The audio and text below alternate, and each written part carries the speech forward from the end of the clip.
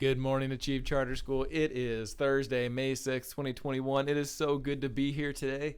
Can you please stand up for the Pledge of Allegiance? Stand at attention. Salute. Pledge. I pledge allegiance to the flag of the United States of America and to the republic for which it stands, one nation, under God, indivisible, with liberty and justice for all. All right, you can go ahead and have a seat. Show me a really good slant. Get your body nice and settled. So this week we've been talking about truthfulness, telling the truth. We talked about that story yesterday about the boy who cried wolf. Oh man, I love that story. I don't really like the ending, but it's an interesting story.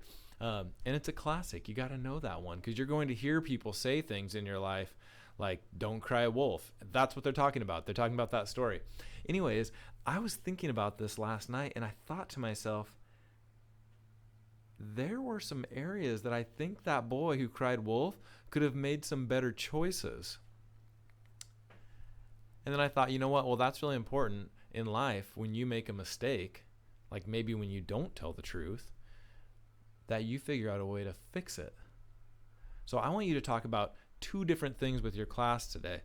This first one, the first question, I'll ask it and then I'll give you a little countdown. You can pause me and talk about it. And then we'll come back and we'll have question number 2. So question number 1. If you could go back in that story of the boy who cried wolf and help him fix it, what would you tell him to do differently? Okay, so think back on the story.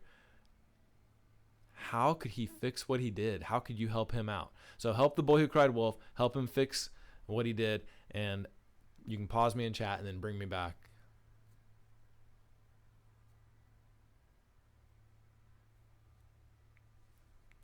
Nice job. Okay, part 2 question. This one goes a lot with that.